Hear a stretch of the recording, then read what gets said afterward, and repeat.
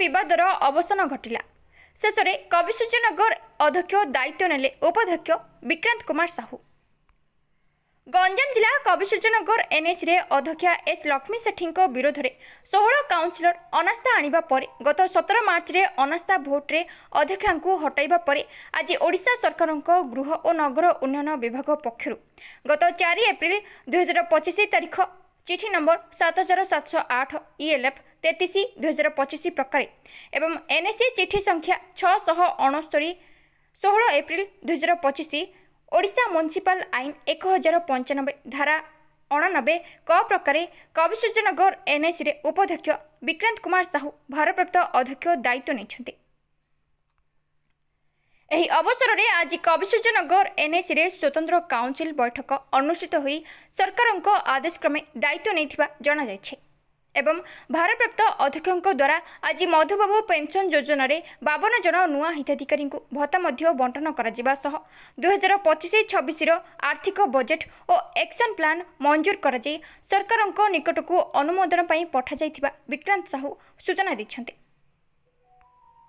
अन्य पक्षरे वरिष्ठ काउंसिलर मनोरंजन महापात्र कहिसंती लोकों को देइथिबा प्रतिश्रुति आमे पूरण करिबु एवं एनएसी काउंसिल बैठक आगोचर रे कहीं जड़े संस्था सहर रे आलोकीकरण करुछि जहाँकि काउंसिल ताहा जानि नाही एणु किए किभଳି काम करिला ताहार तदंत पई काउंसिल बॉडी तदंत दाबी करबा सह बेआईन काम को कार्यनिर्वाही अधिकारी कहा चापरे ठिका संस्था को निर्देश दैछन्ती ताहार तदंत हेबा आवश्यक बोली तांको प्रतिक्रिया रे कहिसंती।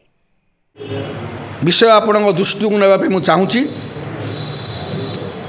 सरकार गृह नगर उन्नयन विभाग चिठी संख्या 20,455 4/10/2024 तारीख रे सबू एनएसी और म्युनिसिपालिटी को चिठी होता फेस्टिवल सीजन रे फेस्टिवल एरिया रे लाइट लगाई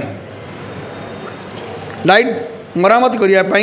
बा लाइट टेम्परेरी लाइट एडजस्टिंग कर लगाई चिठी होता।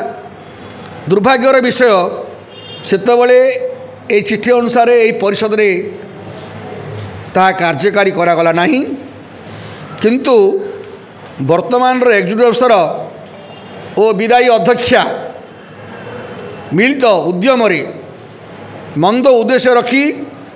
24/2/2025 रे आपर एक टेंडर बाहर करथिले से टेंडर अनुसार वर्तमान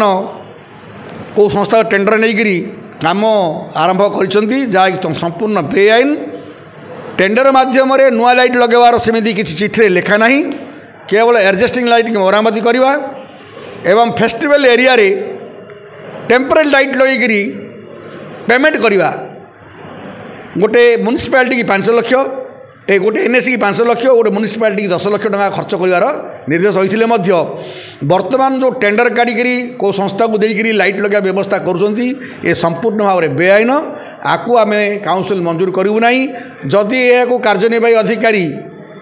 हृदयंगम न करती सरकार अर्थ को हेरफेर करना चाहते काउंसिल मंजूर दब ना।